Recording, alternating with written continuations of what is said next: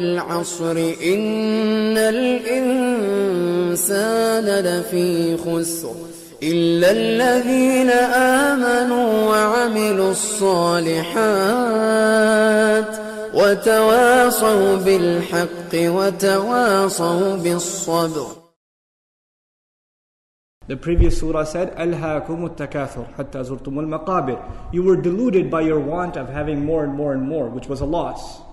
And the next surah is going to be وَيْلٌ لِكُلِّ هُمَزَةٍ لُمَزَةٍ. And there you find كَلَّا لَيُنْبَذَنَّ فِي الْحُطَمَةِ. The person is being thrown into the hellfire. نَارُ اللَّهِ الْمُوقَدَةِ. So there's loss before and there's loss after, and then in the middle is the surah that says إِنَّ الْإِنسَانَ لَفِي خُسْرٍ. This is the surah of loss. It's situated between those two. The other thing to note about this surah, Allah Azza wa Jal, the last thing He told us was, ثُمَّ لَتُسْأَلُنَّ يَوْمَئِذٍ عَنِ النَّعِيمِ. On that day you are certainly going to be asked in regards to the favor and the blessings that you enjoyed. And this surah begins with the greatest blessing that we enjoy. So Allah says you'll be asked about all the blessings, but what's the biggest blessing? It's time itself. Then the previous surah talked about the great distraction. At-takathur. We talked about takathur being something that alhaakum at-takathur, it distracted you. We're too busy wanting more, competing and getting more, showing off what we have to others. This is what we're busy with.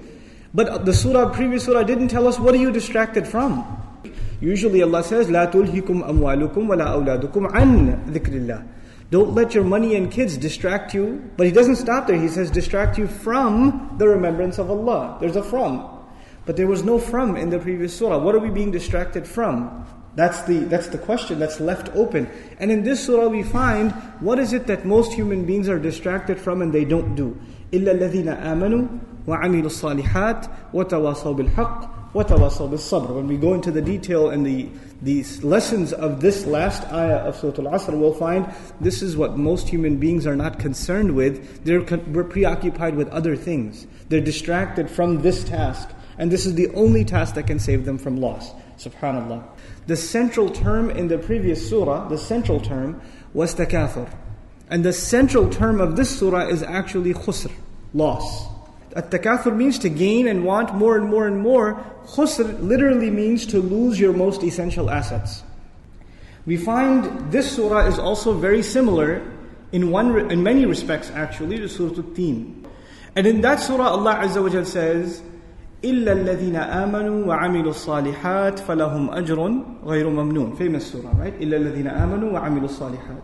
Here what does He say? Something similar. He says إِلَّا الَّذِينَ آمَنُوا وَعَمِلُوا الصَّالِحَاتِ, but says it a little differently. This time He says وَتَوَاصَوْا بِالْحَقِّ وَتَوَاصَوْا بِالصَّبْرِ. It's a little bit different.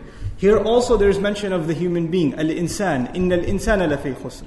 In that surah Allah also mentioned the human being. He said لَقَدْ خَلَقْنَا الْإِنسَانَ فِي أَحْسَنِ تَقْوِيمٍ. So there's mention of human beings in both. There's a mention of those who believed and did righteous deeds in both of them. But there, you could compare them together as far as their theme and their structure as negative reinforcement compared to positive reinforcement.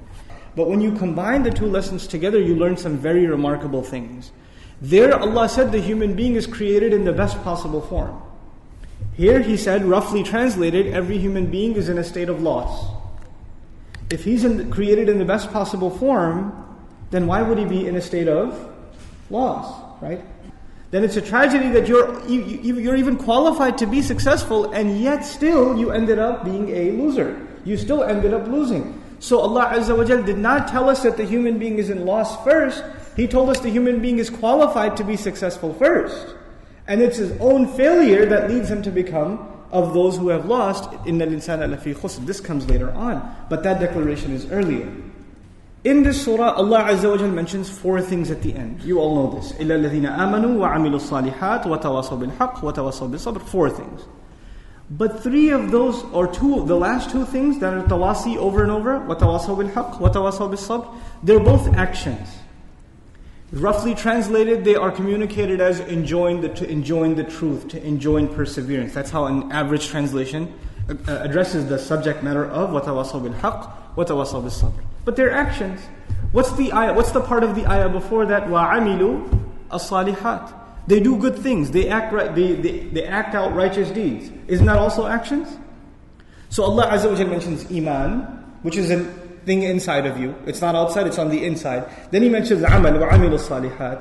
But he usually only says those two things. He doesn't go further. But here, what does he say? Wa amilu salihat, and then adds two specific kinds of actions. Wa tawasaw bil haqq, wa tawasaw bis sabr. The lesson from that is these are the actions that people will overlook. Then there's the issue of just the word wa between all of the conditions that Allah put. You know what wa does as opposed to aw? Right? Wa, what it is it's something you have to meet. The only exception to these people are people who do A and B and C and D. Which means how many of those things do they have to do? All of them. If you put an or in between them, what happens? You could do some others, right? But if you put and in between them, then the only people who will meet the exception are people who fulfill all the conditions. So this declaration in this surah is very powerful, and the exception is only one exception, but anyone who wants to be the exception will have to meet 4 conditions. Usually in the Quran, Allah mentions 2 conditions. Which 2 conditions? الَّذِينَ آمَنُوا وَعَمِلُوا الصَّالِحَاتِ. Those He mentions 2 conditions. But in this surah, He mentions how many? He mentions 4 conditions. Now, in this series of discourse, what I want to share with you is in the previous surahs, Allah has made comments about the human being. In other words, that you remember al-hakum